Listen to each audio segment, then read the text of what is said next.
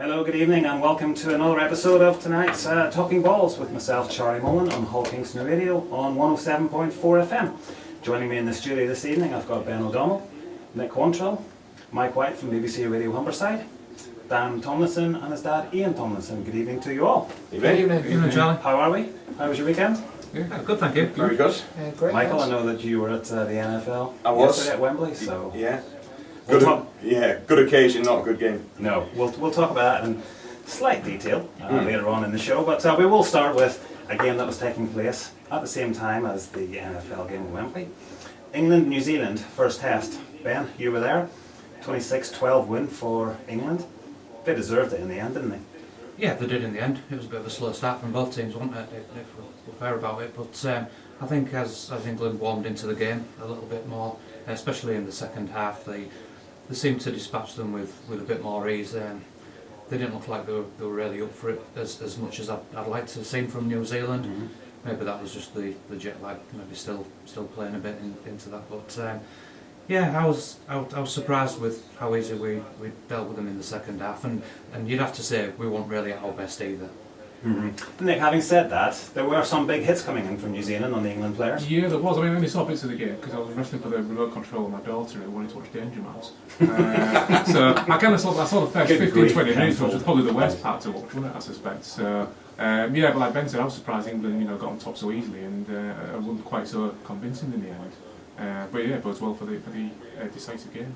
Dan, what were your thoughts on it? I wasn't surprised that England won. When I came on there a few weeks ago with Pete Stevenson from England Settle, we both said England were comfortably win 3-0, and we've done the first part to achieving that. I thought the forwards were magnificent, the half-backs control things were needed, especially Gareth Widdop, and the backs looked good. Yeah, New Zealand did put some big hits in. Dean Ware got hold of Bateman a few times, and there's obviously Sam Miller put his physical presence in, but I was really impressed with England. I thought my forwards were magnificent, they really took it to them, and clear winners, deserved winners, and you can't argue with that. I thought England really deserved the win. Mm-hmm. Ian, the bench from England's point of view had a massive impact, didn't they? Obviously with Brett Ferrer scored 2 tries and the rest. James Roby had a great game too. Absolutely, I thought the bench changed the game for us. I thought Roby, when he came on, took our intensity up a level. Don't get me wrong, I thought Josh Hodgson played really well, and he maintained that when he came back later on. But I thought Roby was superb, and I don't know who this Burgess guy who came on was, but by God, he looks like a player to me. Apparently he's got a brother who's useless at rugby union, but good at rugby league. Well, can we have him back, please? I hadn't heard that story. No, it's breaking tomorrow. I agree with you, and as you said, it's not a slight on Josh, but for me, that first 20 minutes, they were really slow at getting going, and it just seemed sluggish at the play of the ball. And I don't just think that was on Josh. No. I just think the whole team just didn't get any real momentum, and New Zealand were able to sort of capitalise on that. They just had a little bit. I don't think they were exceptional, outstanding by any stretch of the imagination, but I just thought they had a bit more momentum in that first 20 minutes, and I was worried at one stage, and I suppose the scoreline would make you feel like that, but I just thought, if they score again here, everyone's just going to get a little bit nervous. I didn't think that England were incapable of coming back into it, but I was just a bit concerned. Mm-hmm. Ben, when New Zealand went 10-0 up through Sam Moa's try, what did you think? Yeah, I just thought we were struggling a little bit at that point with the defensive structure. We weren't sliding across to that corner as well as we should have been. But we sort of eased into the game, didn't we? And seemed to sort that out and get a bit of momentum going forward, which relieved the pressure a bit off the defence. So I think when that came about, then and especially like Ian said, when the 2 big lads come off the bench, who were absolutely outstanding, by the way, best forwards tend to on the pitch by a country now. Mm-hmm. It really lifted us. So I think that helped out our defence somewhat, and put us on the front foot a bit more, less defending to do, and I think we just eased our way into it in that second half.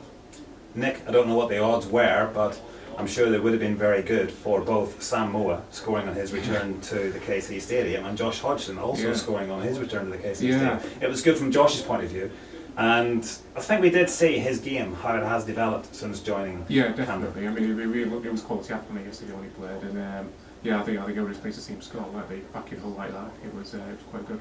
Enjoyed that. I like how he took his try. Yeah. Because there was the uncertainty about it anyway, but he didn't worry about that. He just saw it. It was an opportunist try, took it and took the angle and finished it nicely. And it was the right decision to give it, clearly. You could see that. Unlike the disallowed try for Harris, for New Zealand. Jonathan Davies said it. What a poor decision. And I'm all right. Well, fair enough. We'll take it because it meant New Zealand didn't get the try.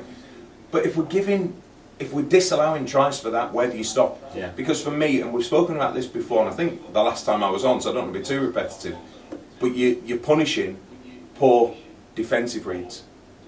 If the defence are going to buy into a dummy runner, then why should the team on offence? I can't argue what you're saying, apart from if the attacker had kept his arm down, because he definitely pushed Williams, definitely pushed him. If he'd kept his arm down, I would agree with you. But I would disallow it because he definitely interfered with him trying to get across. He wouldn't have got across in him for Sundays, but he definitely put his arm out to stop him. Yeah, well, I can see that, but I think you're getting into that territory where you're looking for reasons to disallow it. I don't think it was enough. You said it yourself, he wouldn't have got across. So therefore, why are we disallowing it? Well, it's about time one went our way, isn't it? Well, I'll give you that. I mean, to be fair, we were sat right in that corner, and none of us sat around there had any idea why that went to the screen at all. We didn't even really see the obstruction as it was coming in, and I'll agree with Mike. I think it was a bit tough. Because what's the play to do? The runner, what is he to do? Just stop dead. If you're running with some momentum, which Absolutely. is the idea to sell the move, you can't just stop dead, can Well, you? the problem is we've seen that all season. Super League has had that problem, this ambiguity of that decision all season. Yeah, And it's one of the two rules I changed. I agree. What about the second test then at the Olympic Stadium on Saturday? I think it is, isn't it? Yes. Dan, how do you see that going? But it's all on to England now to complete it and get the Test series win. But I think that's the key now for England. They showed last year that they can match Australia and New Zealand. Now obviously last night they've beaten them, but now can they do that back-to-back weeks? Now Yeah. that's the challenge. They've not been able to do that in the past, have They they? haven't done that in my lifetime. No. 23 years old, and they've never done that. So it'd be a great achievement if they can, but they're definitely going to have to raise the game. I think all the players have spoken afterwards that yeah, they got the win great, but there's definitely areas of the game where we can improve, especially the start, getting out of the box quicker and getting control of the ruck. I think that's key, especially when you've got Isaac Lowe as your opposite nine. You need to get on top, and if England do that, maybe swap the hookers around, get James Roby to start, and I think they can get more of a platform going from. That's no disrespect to Josh Hodgson, but they can definitely get more of a platform going forward, and I think that will help them. You talk about being 23 when I've tried being 14, going through and suffering test defeats like that and not being back to back. Good Lord. Ben, would you agree? Start James Roby and bring Josh off the bench? I don't see it makes a difference either way. If I'm honest, I just think that they're both very much alike of a player. I know James Roby's already said, I think, hasn't he, that he would prefer to start coming. That's what Josh don't really mind, does he? Yeah, so I could see arguments for it both ways. It did raise the game a little bit when Roby came on. I think he was helped out by them two big lads. Yeah. Like we said, Ferris and Burgess were absolutely outstanding in that game. What about Zach Ardacre then as fullback?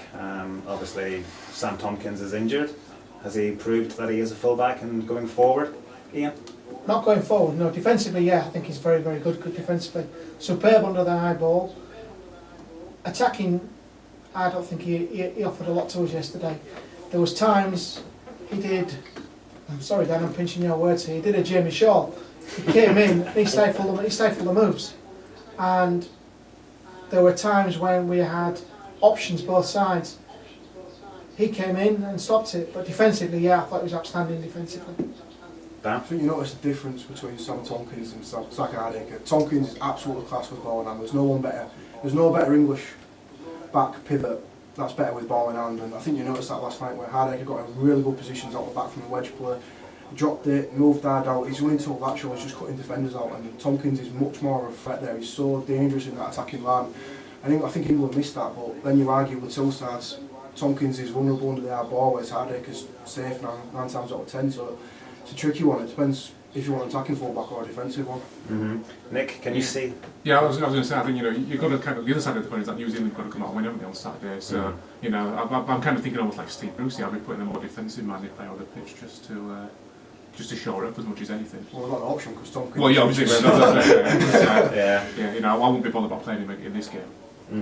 Ben, from the series point of view, we need New Zealand to win this to take it into a third and deciding game, but I suppose if you're an England fan, 3-0 win is what you want. Yeah, I was discussing this earlier actually. It's a bit of a tough one really, because you kind of want for that last game to be the big, the winner takes all game and that, but then do you want to see England just trounce them and do the 3-0? It's, Yes, please. I think you've got arguments both ways, haven't you? Obviously for maybe Aussie neutrals or whatever, they're gonna want to see a 1-1 game. Did they even know it was on last night?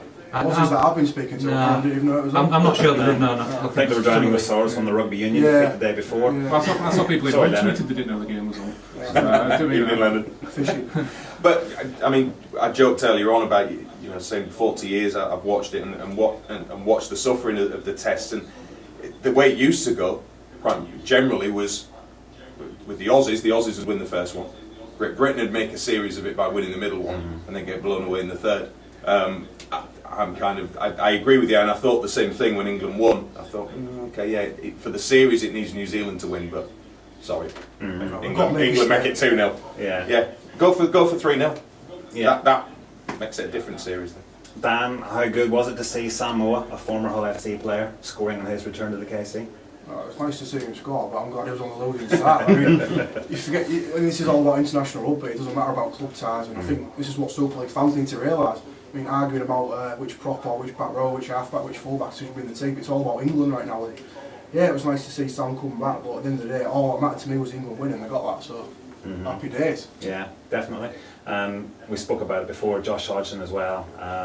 He took his stride very well, as we said, but it was good for the whole city that both players, and especially Josh, playing in front of his home city, scoring that try. Yeah, I mean, it must have been a dream come true for him, mustn't it? And a game in Hull where both Hull fans want him to do well. Yeah. So, Well, don't forget he did play for us. We lent him to you. A total of 4 games, wasn't it, he played for Hull FC? He's gone over there, hasn't he? And he's clearly come on leaps and bounds, and he's improved his game vastly, playing in that elite league. So to score a try and take it opportunistically like he did was great for him. Yeah. Nick, the pleasing thing from my point of view with Josh Hodgson is that he's matured. We all know what happened after the Four Nations last year in Australia with the door, etc. He's now grown up. He still has an international career, which he's worked hard, to resurrect. And that try on yesterday will do it a part of good. Oh yeah, I think things like you're saying, he's gone to Australia and he's had a taste of what he can achieve, hasn't he? I think as a sportsman, and he seems to have really knuckled down and come back and to score a try like that is just the icing on the cake, isn't it? I think we can all agree on that. Yeah, definitely. Okay, well, we will continue talking about the weekend's action after this quick break. We were talking about the England Test series yesterday. How was the game marketed? Mike, I'm going to bring you in on this because obviously yesterday you were at the NFL game at Wembley, which was marketed very well. How would you compare it to the way that this first test at the KC was marketed? It's a difficult one because I think because we're embroiled in rugby league anyway, you knew it was there. And I was interested with the reaction. You mentioned I was at the NFL, and I was torn because I wanted to be at the KC. I was committed to working at Wembley, and I was obviously keeping an eye on the score from the KC. And there's this whole northern southern thing, isn't there, about rugby league? And there was a few southern journalists actually coming across what's happening in the rugby and saying that they were aiming to go to the Olympic Stadium on Saturday. Good. So clearly, the RFL have done something right. Again, you're talking to sports journalists, and maybe they are going to be aware of it anyway. But I think there's always things they can do better. It's trying to break down that wall, isn't it? It's trying to break down that resistance that you get. And we've seen it with the Sam Burgess rugby union thing. And I think that's always the difficulty. How do the RFL go about doing that? I think you've just got to keep plugging it and going and trying to push as many different avenues as possible and trying to get the word out there as much as you can. You must have liked the hashtag Wall of White. Mate, it was great. Yeah, I did think it was funny. I missed it. I didn't see it. I saw a few people moaning about it, but why not? You've got to have a bit of a brand, something that the fans can get behind. Yeah. In social media these days, that's the thing that works. That's the rallying calls. You see it across a lot of other sports. So why not? Some people would say, no, it's tacky. It's just, why? For me, I liked it. The NRL have loads. Melbourne have Purple Pride. Yeah. It's a thing. Social media branding. It's a thing. He's right. You're spot on. If you don't have it, you're missing out. You're missing big out, time, aren't you? yeah. Yeah. Ben, what did you make of the whole sort of atmosphere and the build-up to it? The build-up was a bit lacklustre for me. 90% of what the RFL do, I believe, could be improved somewhat. And I think it's easy for the RFL to pick Wigan as a host stadium, and it's very easy for them to pick Hull because it sells itself. It means that they don't have to really focus that much on marketing. They know 25,000 or 23,500. It was pretty much always nailed on going to sell out. Yeah. So it's the London test, isn't it, that they've got to prove themselves with, and how well are they marketing down there. And I would expect that they're probably not doing it very well. And I don't think there's going to be that great a crowd at the weekend. I don't know, there's a few Kiwis and Aussies and, you know. Perhaps so. But having said that, massive credit to the KC yesterday. That was brilliant. The build-up before match. Yeah. Just the lights. Yeah. The lights are brilliant. They've got to be the envy of the Premier League, haven't Yeah. they? It was brilliant. It was a good atmosphere. I know the atmosphere in general wasn't that great, and I saw a lot of moaning on social media again about, you know, Hull's not produced an atmosphere again, but there was Wigan fans sat with me, Saints fans, Leeds fans, and I think the problem is that everybody's become so detached from the national side. Mm-hmm. Yeah. Whereas rugby union is primarily focused on the national side, cricket's primarily focused on the national side, centrally controlled, whereas rugby league's more aimed at the clubs. And when they start playing that tune when you score a try and all the Hull fans are singing "We all hate Leeds" and all the Rovers fans are singing "We all hate Hull," that's the detachment that's ruining the game internationally for me. Mike? There is a detachment, and again I'll refer you back to growing up watching the Test series, the old Test series, the Great Britons.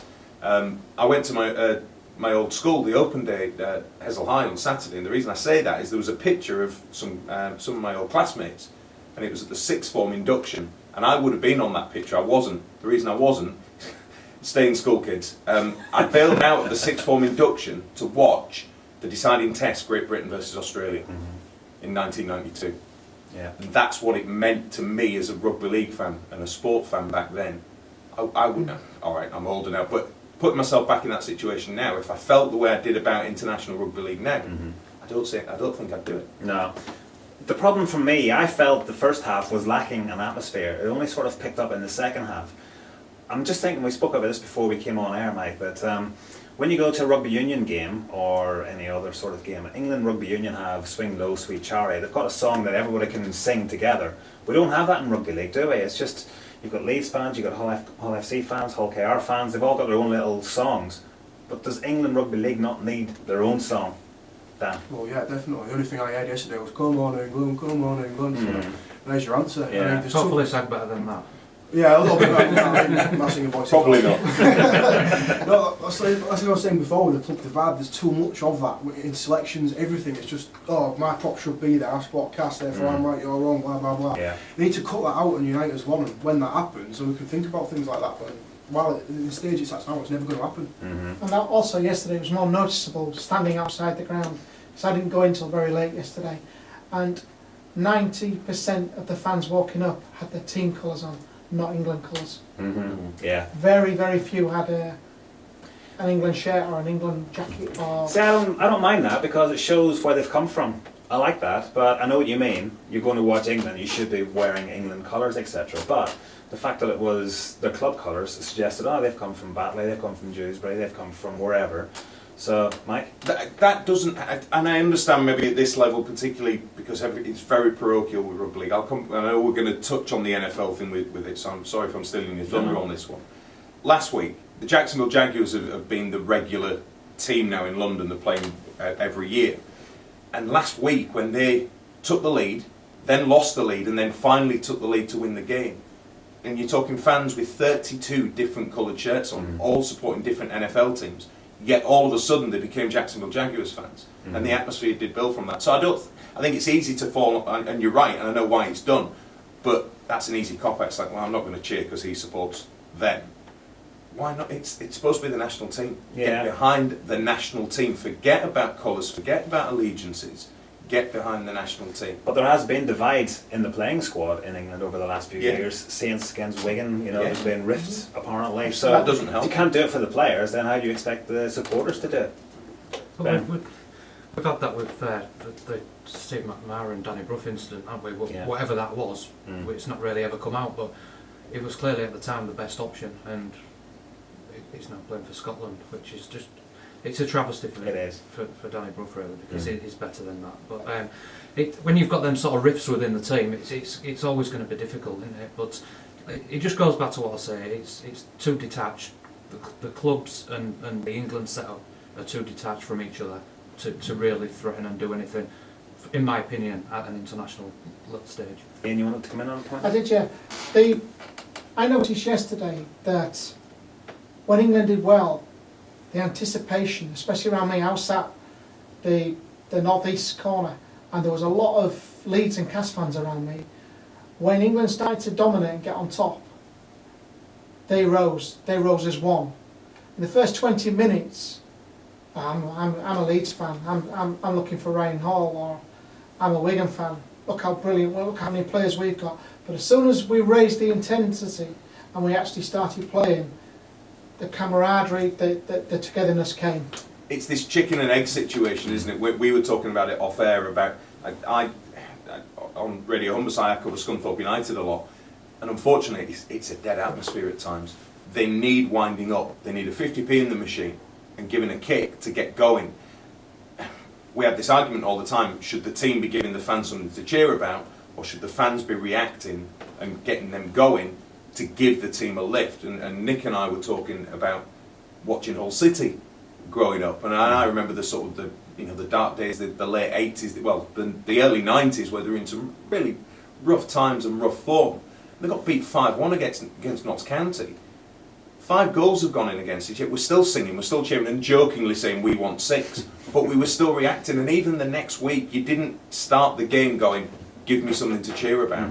You sang, you cheered, you had that hope and optimism. It's different now. Fans seem to want to be kicked. But do you think that's the difference between the early 90s? You were stood, now you're sat. I used to sit in the south, and Nick, you'll remember this, sitting in the south stand seats. Oh, I didn't. I stood on both. We did stand to it, but we were in seats, but we were standing. So yeah, you're probably right. That does play a big part. I think Nick has a very good point on the back of that. The reason why. Yeah, well, I think we were just talking out there, wasn't it? It's a kind of gentrification, isn't it, of sport. You know, everybody's got Twitter now, and it's like you say. I don't think rugby league seems to me any different to the football fans. You know, you watch England, and you get pockets of fans. You know, Man United fans, Liverpool fans, and so on. It's the same sort of thing.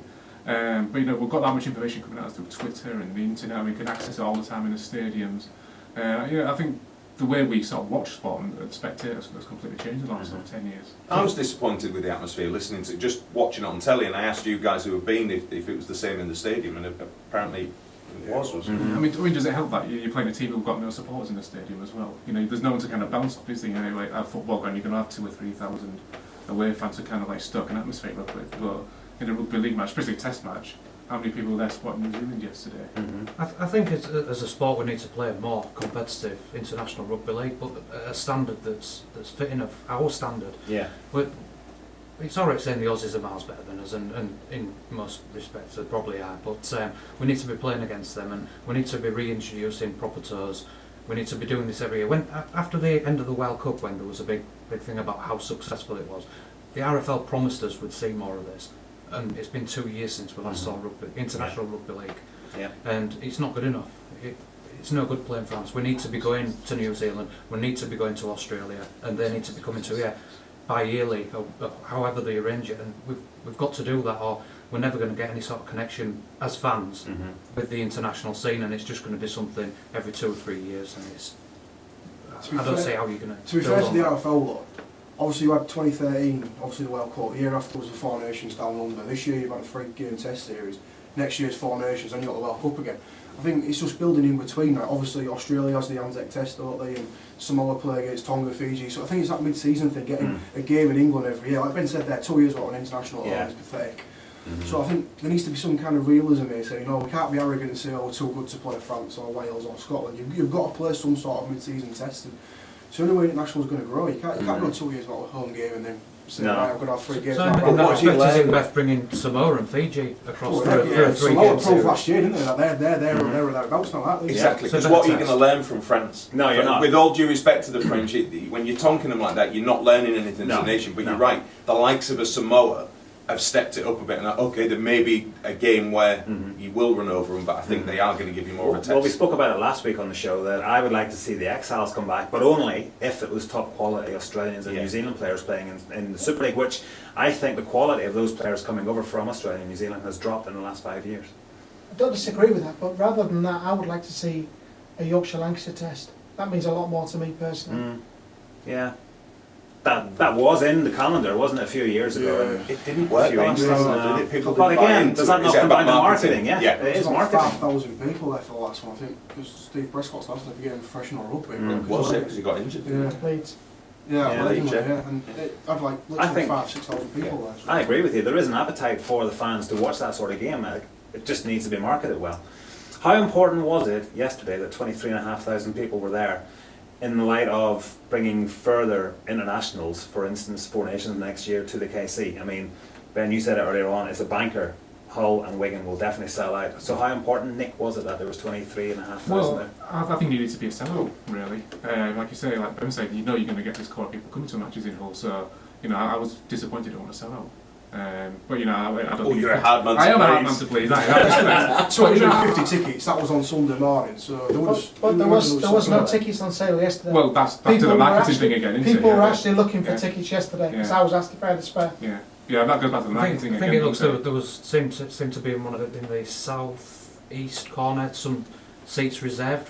Did they put them aside for I New was in the Zealand south fans? east corner and there's a row behind me which wasn't even taken completely empty. There was a few at the front of the east stand near the pitch that It was, yeah. continually. There was like a few spare seats, but it was good. I thought the crowd was good. I thought it was could very you not give them out important. to school kids just Well, to fill yeah. up or something like that? Yeah. Just, Yeah. something like I that. think the positive is, and we've spoken about it, the mix of fans there as well.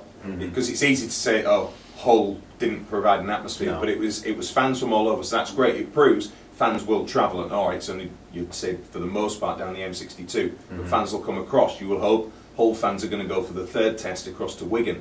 How many are going to go down to London? I'm with you. I think the London one is the acid test Yeah. in terms of how it's been marketed and everything else. But yeah, I think that's a good crowd. I'm not with Nick on this. Wembley, the Rugby League World Cup semi-final 2 years ago, it was like 68,000 at Wembley for the semi-final club ready. So if they can get that then, why can't they get that now? Wow. And that was still the Olympic Stadium out, wasn't it? Yeah. So, I was in London 2 weeks ago. There's absolutely no publicity whatsoever. I've been Stamford Bridge twice in the past 3 weeks on the tube. Got 5 different tube lines, 10 different stations, not one. So. That doesn't surprise me. Just in a word, you a fan of the light show beforehand, Ben? I thought it was great just for that occasion, yes, but not every week. I think it's terrible. I think it's terrible. Mike? I liked it. Dan? I liked it as well. It's something different, isn't it? I thought it was impressive. Nice one. Okay, well, we'll bring an end to the talk of rugby league, and we'll talk about football in a few seconds' time. Welcome back to the third part of tonight's Talking Balls with myself, Charlie Mullan, on Hull Kingston Radio, 107.4 FM. Move on to football now. Another impressive win for Hull City, 2-0 away at Milton Keynes Dons. Nick? Yeah. It's going well for them, isn't it? But yeah, you can't knock it, can you? I mean, I still have a few doubts. I'm not convinced on the two flanks at the moment that it's working particularly well. But you can't knock it, can you? It's looking good. The quality in the squad's rising, and they're putting results together. And I'm going to say it's another big week in the Championship. Like every single week it seems to be at the moment. Brentford away tomorrow night's not going to be an easy match. And then Middlesbrough, another form team coming on Saturday to the KC. I think we'll know a lot more about Hull City this time next week. I think the only kind of negative I've seen this week is the suggestion that there's a few leggy players in the team at the moment, but I'm not quite sure you mix it up really. The players who are performing well, you want to keep them in the team, don't you? But it's going to be a tricky one for Bruce keeping everybody happy at the moment, and that's probably not a bad problem to have. And there's still more players to come back, like Yeah, Snodgrass as well. We've spoken about that before in the past. Absolutely. Mike, the satisfying thing from Steve Bruce's point of view must be that they're not relying on Hernandez to score the goals every week. The goals are being spread about all over the place. El Mohammadi and Diame on Saturday, so Yes. it's good, isn't it? And you need that. Yeah. And you need that.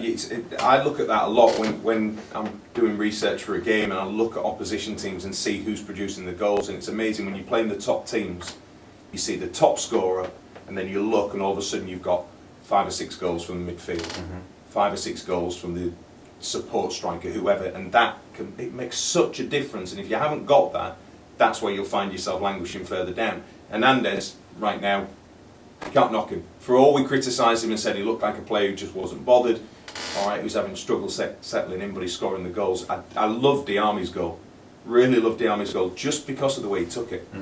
It was one of those, and I heard someone talking about this earlier on, he could have smashed it. It was a cheeky little back heel from Maloney, and the way he passed it into the net, didn't It he? was like a training ground goal. It really was. It was and really nice to see. And you look at the bench as well. Huddleston, Maloney, Diarmi, Taylor, who's got plenty of experience. Even Harry Maguire, young lad, but we know what he's capable of. He's played enough games to be classed as one of those players. When you've got that on the bench and there's sort of players that can come on, I think at the moment it's there's still more to come from City as well. I think that's the scary thing, and they're not getting the recognition yet. This month's going to be interesting with Middlesbrough and Derby to come. If they beat those, then all of a sudden people are going to have to start taking notice. Ian, the fact that the goals are being spread out across the team as in general, does that mean that they don't need a 20-goal-a-season striker like Hernandez? I disagree now. Keep him at all costs. Keep him. Oh yeah, I'm not saying get rid of him, but he doesn't need to score 20 goals for Hull City to get promotion, is what I'm It's saying. not that reliant, is it? Yeah. Well, they're not relying on him. No, I'd agree with that. But having said that, if he can do it, it's the icing on the cake for them. Yeah. It's the fact he's scoring more from the 6-yard box as well, isn't it? If you've got a Absolutely. striker who can do that, then you're on a winner, right? Yeah. I mean, less than 6 weeks ago, I came on here and they actually said they're looking great at home. They need some points away from home. I've eaten my words, haven't I? Yeah. They've done brilliantly. Dan? Well, so if you average 12 points a game, you're going to go up at it. 92 points is going to be more than enough to go up automatically, and they're averaging that at now, 28 points from 14 games, so 10 games unbeaten, best run since 2004, am I right then, Nick? Yeah, So good point, yeah. it's all there then, isn't it? Yeah. I mean, you've got a record run going, you can't complain, can you? It's the best start they've made to a championship season as well. So. And I hate to put the kiss of death on it, because anyone who follows me on Twitter will know that that's a bit of a curse. But I don't think I think they'll comfortably win tomorrow. I think you look all right. Brentford 4 wins on the bounce, but you look at the opposition they've faced. I don't think they've necessarily been tested as well. I think City, if they play the way we've seen them play, comfortable win tomorrow. We've spoken about this before, Nick. You can't see anybody wanting to leave Hull City in the That's January the thing, transfer yeah. window, isn't it? If they are still second Yeah. and within touching distance of promotion. You would hope at that stage it would come down to Bruce's choice, wouldn't you? If someone like Huddleston can't get back in the team, you better cash in and get a little bit of cash for him before his contract runs out. But yeah, if you're a player, you're looking at it, what's the point of moving to a team who may be third, fourth, bottom in the Premier League for a few months when you could be there with Hull City in the summer, If there's a feel-good factor around the club and it's going in the right direction, why wouldn't you stay? You've got a full season instead of half a season, haven't you? You go to Premier League now, you're back in the Championship August, go for Hull City in August, you're there for a season, aren't you? Yeah. What would you choose? Ben, it's great for the city, isn't it? We always talk about how important sport is in this city, but do you think they can maintain this push for promotion? Yeah, I think from some of the comments I've mentioned before, Charlie, I think it was imperative that come the Christmas period that we're in and around that top 3 or 4 places. And I think they're proving that for a team that was worried at one point, I'm not sure if it was Nick mentioned, they weren't seeing where some of the goals were going to come from. They're doing pretty well now, aren't they? I'm sorry if that wasn't you, Nick. I'm not sure about credit or criticism, but yeah, I'll take it, yeah. But, they're doing well enough, aren't they? And they're going to certainly be around that place. And they're just, like we say, need to get through these next 2-3 games, and that's a true test of where they are. And there's no reason. That squad that we're looking at now is probably equal to one of the Premier League squads we've seen them play with, I would have thought. So they just need to keep the momentum going, don't they? And of course, they've every chance of going back up. And Nick, I don't think the defence is getting the credit it deserves because only 8 goals conceded, the best in the top 5 or 6 divisions. Yeah, and that's without Davis the last couple of games as well. We've seen Alex Bruce come in, and he's always got the massive carrot now with the Euros next summer to come if he maintains his place. Come on, Northern Ireland. And Mike was saying, Harry Maguire's not really that much of a look. Is he Irish? Come on, Northern Ireland. We'll shame anyone. But obviously, I still worry because I look at Normally Robertson at full back, and I'm not convinced by him as a left back. And the El Mohamed Dabaj on the right hand side hasn't always been a great link up either. So there's still improvement to come, like you say, with all these clean sheets behind them as well. You've got to look on the positive side, haven't you, really? There. Michael Dawson's the key for me. Cool, calm, just never seems to get flustered, and the experience he's got, and Spurs fans, and it baffled me. And I understand it's Championship over Premier League, but I still think in the Premier League, Michael Dawson is still a top draw defender, and some Spurs fans are saying, "Oh, off you go." I think that's more reflective of, again, whoever you've got, you want better, you want more. For me, Michael Dawson, he epitomises what's going well for City right now. Well, at White Hart Lane last year, towards the end of the season, when Hull City went there, he got a very good reception from the Spurs fans, Yeah, he so did. he's very well regarded. So Yeah. Again, I think it comes back. We spoke about Twitter and how people voice their opinions on there. I think sometimes I was basing those comments on what I'd seen on social media because people it's easier to have a voice on there, isn't it? But you're right. The reaction he got was fantastic. 10 games unbeaten, Nick. When will the run end? You've got Brentford away, and then home to Middlesbrough, and then you've got the international break, and then away to Bristol City, home to Derby County, and then away to Man City in the League Cup. Will it last until... Well, who knows? This is the Championship, isn't it? Anything could happen. City could go there and win 3-0 tomorrow night. They could lose 3-0 tomorrow night in a crazy fashion. So I wouldn't even want to call it, to be honest. Anything could Well, I'm happen going to in the make you call Championship. Well, you obviously look at Middlesbrough and the quality out of those teams up there, wouldn't you? Yeah. So you say they're going to pose the biggest threat, but are they going to come to the KFC and try and win the match, or will they just come along thinking, we'll keep it tight, we'll try and get a point, maintain this sort of equilibrium in the table? I don't know. I could see him doing something crazy and losing tomorrow night, just because it's been such a good run. I don't know. I'm just looking at the fixtures. I could see them going all the way through November, certainly going to Man City, not losing. The Bristol City away one, and I'm basing this on being a sport fan of so many years. Bristol City struggling at the wrong end, and you can almost see that being the one with the slip up, but I'm not going to call that. I'm going to say the bogey team, Burnley, Boxing Day. Right. Well, if you get that far, you could probably just follow it down. Can't Yeah, but you? it's Burnley again, and they just need an absolute smacking, don't they, for what they've done to City in the past. City owe them one. And they've got Andre Gray in the team as well, haven't they? Which Yeah, exactly, yeah. Oh, and he'll score the goal. Yeah. George Boyd too now. Yeah. And Dean Marney as well, if he comes I've off got the 3-0. bench. Yeah. 3-0, there we go. Ian, how do you see how long will this unbeaten run last? It's a difficult one. I think, personally, they're playing really, really well. It's going to be very difficult for me to say. Middlesbrough is such a good side. They were absolute class last year. Lost a good striker, didn't retain him, which I still don't understand. Bamford. Yeah, yeah, should have kept Bamford. That'll be a draw, I think. I think they'll manage that. They might get through November, yes. I hope it isn't Burnley, because I've actually got tickets to go see that one. Just please don't let it be Leeds. No, Yeah, I think we're all agreed on that. Well, we don't be managing them, do we, by that stage? Well, exactly. They'll be on And the, ordered. they'll be on the We'll 10th manager by then Yeah, we could buy it for a tenner. of the week.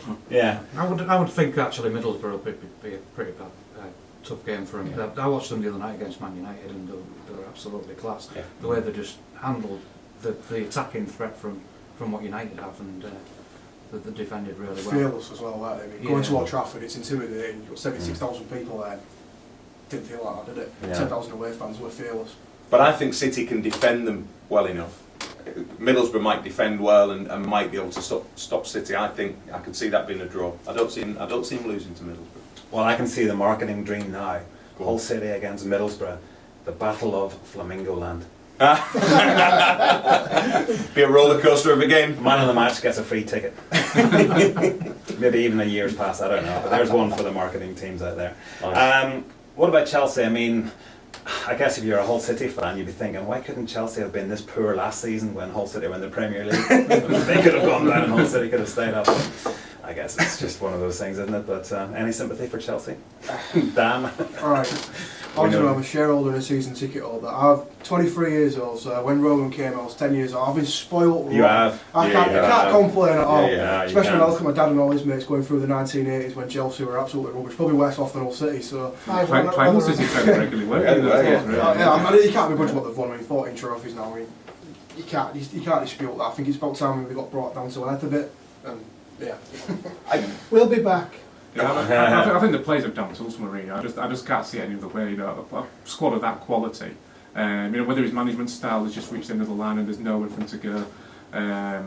But yeah, it just doesn't seem right, does it? There's something rotten at that club at the moment, and I think it's probably another line for Mourinho for me. Yeah, and it's a shame because if it was just based on results, you'd be saying, don't be silly. He's earned enough to ride this and come through it. The problem is, his demeanour is just shocking right now. Yeah. And I know he's always been that, he's had that element of being a bit surly and he can be a bit quirky at times. In his previous regime, in his previous reign, he was still a character. He could be a bit off, he could be a bit funny, but he was always a character. Now, he's just angry, he's aggressive, he's miserable all the time, and always finds an excuse. Always finds an Never blames excuse. his own players. Yeah, it's an application of responsibility. Never anyone else's, never their fault, rather. What about that comment from Gary Richardson yesterday on BBC saying that one of the players told him that the players would rather lose than win for Mourinho? What does that say about the club? Well, Wow. if it's true, then that's pretty shocking, isn't it? That's the end of the road. Yeah, I mean, if he's lost a change room, then you don't get it back, do you? And whoever you are, whether you're Mourinho or you're Steve Bruce or whatever, you don't get it back. So. But it's gone wrong from the Swansea game. Yeah, I mean, I think the big turning point was the doctor situation. Yeah, I agree. Yeah, I think a lot of people then went from seeing, like you said, being a character and someone was quirky to just being a really unpleasant man. Yeah. I mean, I of think course, we should mention doctors because it's a bit like Marwan Kilka, shouldn't it? There was a bit of an entertainment factor at first, but now it's just becoming Yeah, the boring. novelty's worn off. yeah. Okay, join us after this break when we will have the final part of tonight's show. Well, we've reached the final part of tonight's show without really mentioning the World Cup final on Saturday. I know that Leonard Gregory is a regular listener. Any sympathy, Ben, for Australia and losing the final on Saturday? Yeah. Especially to New Zealand. I mean, as an Australian, that's the last team you want to lose to. No sympathy at all. No. No. Anyone any sympathy? No, because last time I was in the studio, Ben was with me, and he was Leonard was with us as well, and he was gloating about how great the Aussies were at sport. Ben? Leonard. I know that sounds Wow. surprising. So none at all. And that was None at after, all. after the Even fact of them Leonard. getting thrashed at the cricket as well, wasn't it? Yeah. Yeah. Yeah, it was. Unlucky line. Yeah, I know he's listening, so that's why we mentioned it. On a serious note, though, best team won. Yeah, of course. Best team won for the whole tournament. New Zealand were a class apart, and How good was Carter on in the final as well? Yeah. just inspirational, isn't it? What a very good gesture by Sonny Bill to give his medal away as well. Yeah. Really? I'm going to be a little bit You're impish just on going to this get a one. replacement one, is that what you're No, thinking? no, I'm going to be a bit impish on this. Are we rewarding someone for breaking the law? Good point. That's a very good point. I know it's a kid, Yeah. but do you open the floodgates now? Yeah, that's a very good point. Good point, yeah, Mhm. okay. Mm-hmm. But I agree. On the face of it, it looks like a great gesture. But I'm just playing devil's advocate a little bit. You're rewarding someone for doing what they're not supposed to do. We always like to keep things local in this programme, and mentioning the World Cup final on Saturday, the fourth official was actually from Hull. So, Tim Wigglesworth, there is a piece in tomorrow's Hull Daily Mail. Ka-ching! Ka-ching! Where's the cash register noise that we use on that? Bring it. I need to bring it next You time. need to bring it. Let's go back to football because we touched on it. Steve Bruce has a hell of a job keeping all these players happy who aren't playing at the moment. But then you've got Robert Snodgrass waiting in the wings. Where does he fit into the team when he's fully fit, Nick? Well, that's the question, isn't it? I mean, at the minute, the combination of Livermore and Myler in the central midfield is a proper championship central midfield, isn't it? It's grafters who get up and down the pitch, and it's paying dividends. So yeah, where do you bring him in? You know, do you play him out wide? Where you probably want him on the ball in the middle as much as you can, but you can't get Diami in the team at the moment, can you? So I have no idea where you play him at the moment. I think you play him out wide when El Mohammadi goes in January. You reckon he's going to go? I think it's getting to that situation. I'd hate to see him go because I just think he's one of those players you want in the team. Whichever league you're in, do it? Whichever division Yeah, you're in. absolutely. You think about what he brings you with his delivery and everything else, but the way it's going and with the way the situation is with the contracts, we keep asking Steve Bruce what's happening. They can't commit to it at the moment because of the financial side of it. So what do? You're not going to surely you're not going to let someone like El Mohammadi walk. So you're going to have to say, right, he's going to be the one we're going to have to sacrifice. We know we've got Snodgrass there. The only worry there is it's a big risk. Great to see him coming back much earlier than expected. After Christmas was the suggestion. Steve Bruce even confirmed that there is a risk with that because such a serious knee injury, you need to know that he's 100% fit, stable, and that and he's not going to go again. But that's where I would see him playing. What about the loyalty? You know, you've got this Egyptian connection with the owner, El Mohammadi. If he did want to go, surely that time would have been in the August transfer window. Maybe. Yeah, I think probably his loyalty to Bruce might be more of a factor than a loyalty to the owners in that sense of the Egyptian link. But yeah, I agree. You want to be getting these players nailed down now. Yeah, Contracts. yeah. I'm sure that will be something that Steve Bruce will be looking at. Ian? By Christmas, they might be in a position to do a little bit more. Mm. Bearing in mind they've got 28 points now. Sorry, was it 28? 28, Yeah, 28 points now. Christmas, keep the run going, pick up an average of 2 points a game. They're going to be in a very good position. He's going to know he's got a very good chance of Premier League football next year. Why would he want to leave? Why would anybody want to leave? I'm sure City of culture. Yeah, exactly. And I think the pleasing thing from the Elms' point of view is the fact that the team at this moment in time are doing very well. They won't have to spend very much in January, will they? You wouldn't have thought so. They need just a little bit more up top. And you've got Hernandez scoring the goals fine. Aluko's injured now. Yeah. We haven't seen the Norwegian guy. Well, exactly. And there you are. All of a sudden I'm saying need more up top, forgetting that he's there. Yeah. Because we've not seen him, No. we don't know what he can do yet. But I think even with him, do they maybe need something else? Just as because Akpom's hit and miss. Yeah.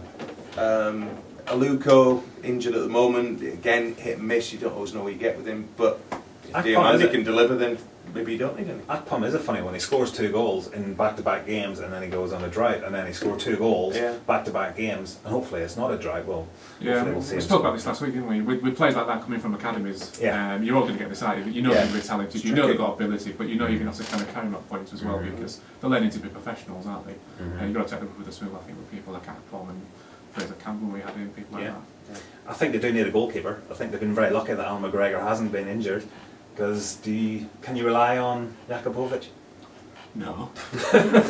No. He's good on a penalty shootout, but 90 minutes between it's tough, isn't it? Because you're asking someone to come in as a number 2 out in those circumstances. I'm sure Bruce will have players in mind. If McGregor was to suffer a long-term injury, they would want to bring in. So I think you'd probably run with that, I suspect, until it became an issue. Okay, let's move on to North Ferriby. Bad time at the moment, Nick. You were at the replay on Wednesday night, went to Pallandays. Yeah, it was a long night, wasn't it? It was a very long night, yeah. Especially with deadline looming and Wi-Fi going down halfway through it was a kick in the stomach, wasn't it? It was horrible, wasn't it? Because they'd done more than enough to win that game. Both games, did it? Both games, yeah. And they had the chances to win them, without doubt. You know, I mean, we kind of spoke about the penalty decision they didn't get on the hour mark, which looked like a penalty to Ferriby. But you've got to have your own responsibility there, haven't you? So we didn't take the chances. And when you get to a penalty, somebody's got to be the fall guy. And it was unfortunate it was Russell Fry, wasn't it? Of all the players you wouldn't want to fail, you know, that guy's given so much of the club that to just miscalculate like that and just knock it over the top of the crossbar. Yeah, longest serving player. You don't want to see anybody miss a penalty like that, Ben, do you? It's just heartbreaking, but he played the first 66 minutes, Russell Fry, on Saturday, but you know it was always going to be difficult for North Ferriby to lift themselves after such a disappointment. 3-0 down after 35 minutes, I think it was. That was inevitable, wasn't it, that defeat? Maybe so, yeah. Mentally, the way they approached the game after a big loss like that, and not a big loss as such as the way it came about, more the way it came about than a big defeat.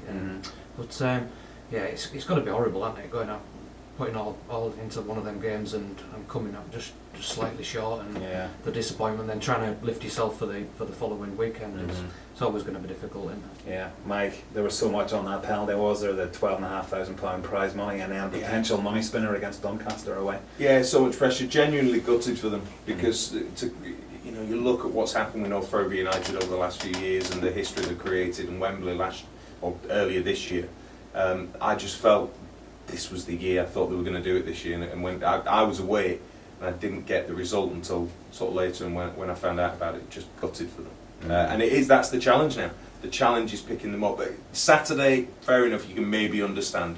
Took a lot out of them in midweek, and you're going to have sometimes that kind of reaction. It's just hard. At that level, it's hard, isn't it?